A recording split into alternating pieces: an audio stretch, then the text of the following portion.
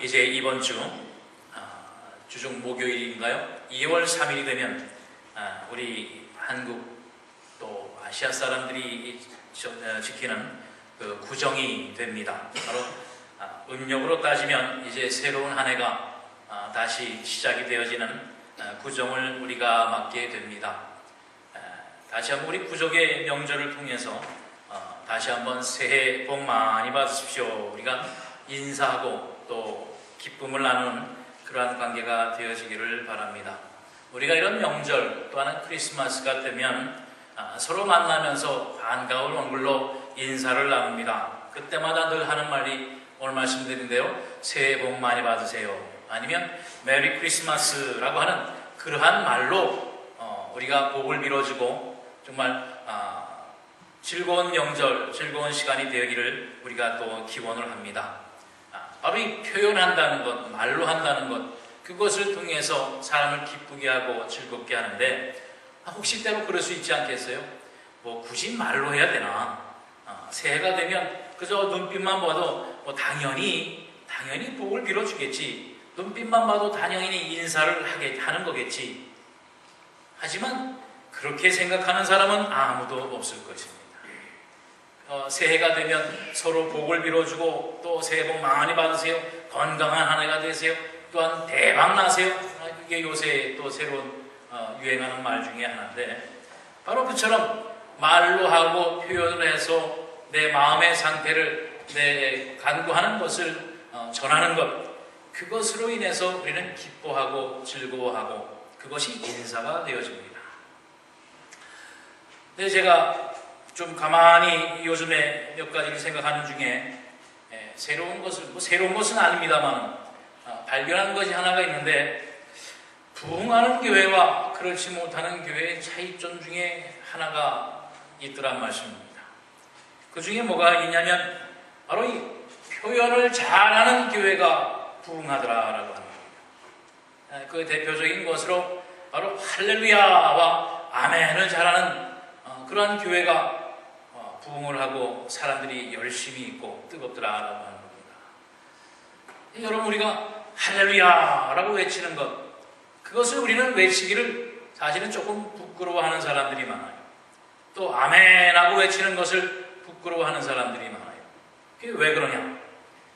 보통 할렐루야하고 아멘을 외치는 것을 어떤 그 자기의 믿음을 보여주는 그러한 표식인 것으로 우리가 잘못 알고 있는 경우가 있더라라는 말씀입니다.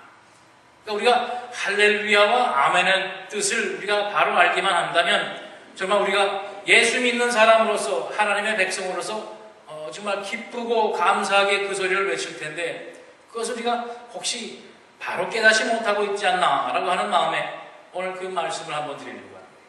바로 할렐루야라고 외치는 것 중에 할렐루, 여기 단어가 다릅니다. 할렐루하고 야하고 하는 두 단어가 합친 단어인데, 바로 할렐루라고 하는 단어는 무슨 뜻이냐면 하나님을 찬양하라라고 하는 뜻이에요. 할렐루는 찬양하라. 그리고 야라고 하는 단어가 그게 무슨 뜻이냐면 바로 야훼 하나님. 그래서 할렐루야 하면 하나님을 찬양하라라고 합니다. 바로 하나님을 찬양한다라고 하는 그 기본에는 뭐가 있습니까? 바로 하나님의 은혜를 감사한다.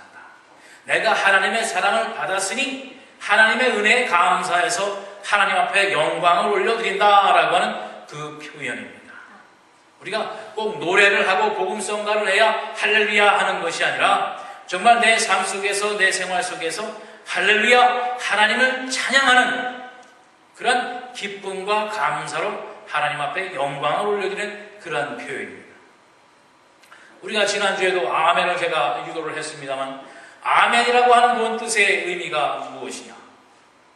바로 아멘은 그대로 될지어다, 또 그대로 되기를 원한다 라고 하는 그러한 뜻을 가지고 있습니다. 그래서 누가 자기에게 새해 복 많이 받으세요 하면 아멘 하는 것이 맞겠죠, 그죠? 그래야 내가 새해는 복을 많이 받는다. 인사를 하면 새해 복 많이 받으세요. 근데 아유 천만에 그러는 사람 없을 거 아니에요. 새해 복 많이 받으세요, 감사합니다 하는 것처럼 하나님의 말씀을 듣게 될 때에 우리가 아멘으로 화답하면 그 하나님의 말씀이 내 삶 속에서 그대로 이루어지기를 원한다라고 하는 내 고백이 되는 겁니다. 그러니 이 할렐루야와 아멘이 넘쳐나는 교회에 부응하지 않을 수가 없다는 것이요. 우리 할렐루야하고 아멘을 한번 크게 한번 외쳐보십시다. 우리 교회도 이 할렐루야가 아멘이 넘쳐나서 정말 교회 안뿐만 아니라 우리의 생활 속에서 이 하나님 앞에 감사와 기쁨이 넘쳐나게 될 때에 부응하는 교회가 된다고 하는 사실을 우리가 한번 증거를 해보자고요. 자, 시작. 할렐루야 아멘. 그대로 이루어지기를 바랍니다. 늘 하나님 앞에 할렐루야 소리가 넘쳐나는 그러한 한 해가 되어지기를 바랍니다. 그래서 정말 부응하는 교회가 되어져야 됩니다.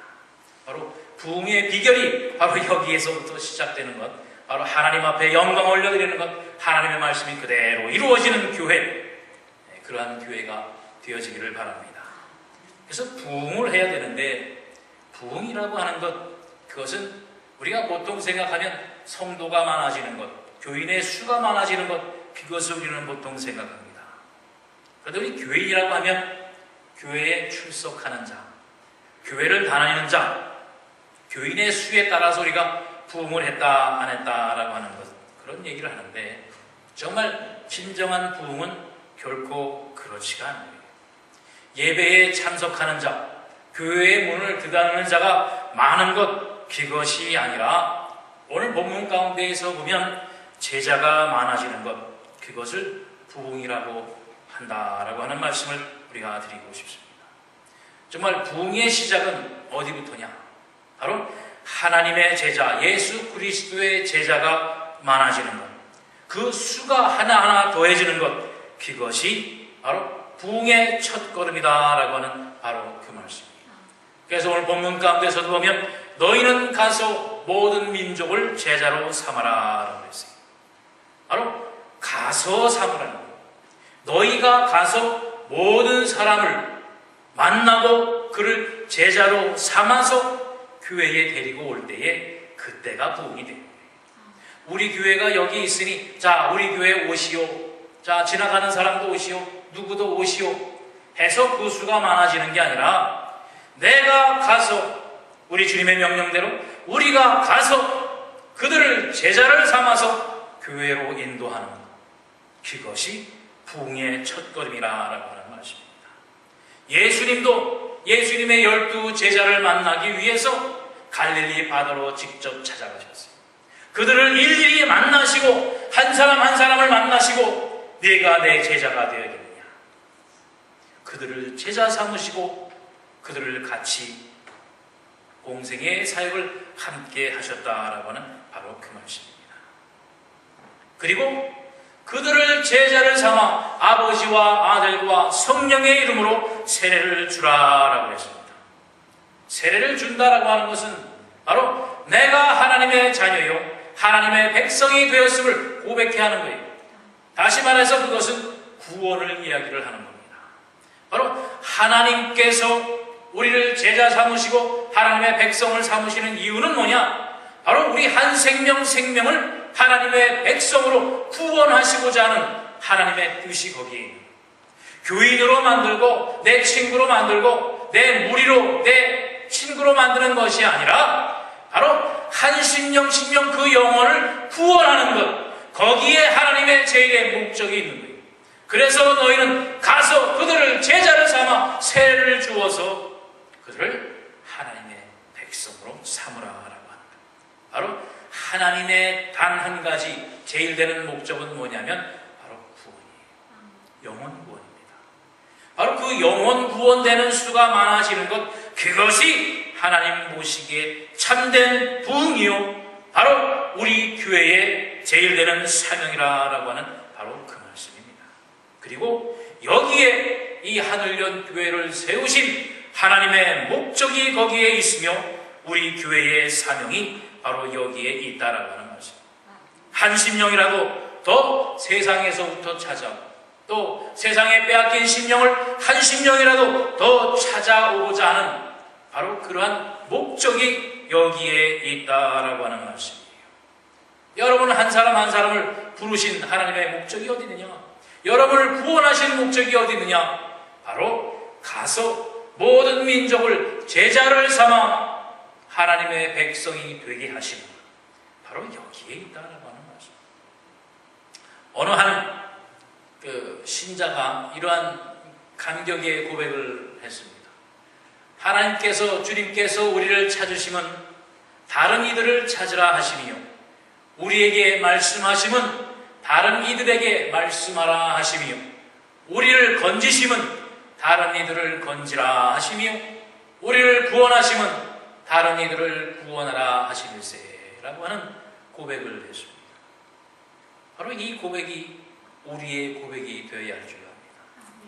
하나님께서 여러분 한 사람 한 사람을 부르시고 인도하시고 구원하신 목적은 바로 분명히 여러분 한 사람을 사랑하시는 목적도 있지만, 여러분 한 사람을 통해서 여러분이 받은 그 하나님의 사랑을 전하는 그 사명을 여러분에게 동일하게 주신 것이라고 하는 바로 그 말씀이에요. 바로 이 사명을, 이 목적을 오늘 여러분 다시 한번 회복하게 되시기를 바랍니다. 바로 이 목적과 이 참된 사명을 회복할 때 우리는 할렐루야 아멘의 소리가 저절로 나올 수가 있는 거예요. 왜냐하면 그 나의 구원의 기쁨이, 구원의 감격이 우리의 나의 삶을 온전히 붙잡아야 내가 가서 전할 수 있을 거예요. 가서 사람을 만나도 글쎄 주님이 나에게 말씀을 하시긴 하셨는데 뭐라고 했는지 잘 기억은 안 나지만 무조건 좋다니까 가봅시다. 이게 아니라, 자, 내가 만난 주님을 당신도 한번 만나보세요. 내가 사랑하는 하나님을 당신도 한번 믿어보세요 라고 하는 고백으로 우리가 주님을 전하는 하나님의 백성이 되어야 된다는 것이. 그래야 정말 내가 사랑의 마음으로 우리의 이웃을 찾을 수 있는 것이고, 정말 사랑의 마음으로 내가 들은 말씀을 전할 수 있는 것이고, 내가 건짐을 받은, 구원을 받은 기쁨을 전할 수 있는 것이 아니겠느냐라고 하는 말씀입니다. 바로 이 하나님께서 우리를 사랑하신 이 인생의 목적, 우리의 사명의 기본을, 기초를 우리가 다시 한번 우리 구정을 맞아 새로운 한 해를 시작할 때 다시 한번 회복하고 결심하는 그러한 여러분이 되어주시기를 바랍니다. 바로 하나님의 나라와 그 뜻을 먼저 찾게 될 때에 하나님께서 우리의 다른 모든 것을 책임져 주신다고 하는 그 약속을 굳건히 믿고, 예수님께서 하늘나라로 올라가시기 마지막으로 우리에게 꼭 당부하신 말씀, 너희는 가서 모든 민족으로 제자를 삼아 세례를 주라고 하신 그 명령을 오늘 한번 다시 한번 준행하기로 다짐하게 되시기를 바랍니다. 여러분, 칼 막스라고 하는 사람 기억하실 겁니다. 바로 공산주의자의 창시자입니다. 그런데 그 부모가 유대인인 것을 여러분 아십니까? 그러니까 칼 막스도 유대인이겠지. 그런데 그 칼 막스의 부모는 유대인 중에서도 랍비의 후손입니다. 유대인 랍비라고 하면 유대인의 제사장이에요. 하나님 앞에 제물을 드리고 제사장이 그 후손의 한 사람이에요. 그래서 칼 막스가 이 부모하고 맨 처음에 생활할 때 어렸을 때에 제사장의 후손이니까 그 유대인의 회당을 열심히 다녔습니다. 그 부모가 11조를 다해라, 안식일을 지켜라, 율법을 잘 지켜라. 그러한 교육을 받으면서 어려서 회당에 열심히 11조를 다하고 또 신앙생활을 잘했어요. 그러다가 어느 날 이 칼 막스하고 이 부부 가족이 다른 곳으로 이사를 하게 되었습니다. 그런데 이사를 하고 보니까 거기에는 유대인 회당도 없고 유대인도 그렇게 많지 않은 곳이에요. 그런데 또 한 가지는 뭐냐면, 유대인이면 좋은 직장을 가질 수 없는 그런 차별을 가지고 있는 그러한 곳이었습니다. 그러자 그 칼 막스의 아버지가 그 유대교에서 로마 캐톨릭으로 개종을 합니다. 그리고서는 좋은 직장을 얻기 위해서 이제 캐톨릭으로 개종을 하고 직장을 얻어서 살아갑니다. 그러면서 이제부터는 캐톨릭 교회를 다닙니다. 거기에서부터 이 칼 막스가 혼란이 오기 시작을 했습니다. 분명히 아버지는 그동안 내가 어려서 교육받은 것은 유대인은 하나님 오직 한 분이신 하나님을 섬기기 위해서 유대인 회당을 다니면서 안식일을 지키고 11조를 하고 율법을 지키는 그 일을, 그 예배를, 그것이 우리의 본질의 삶이라고 얘기를 했는데, 아버지가 유대교에서 캐톨릭으로 개종을 하고 기독교인이 된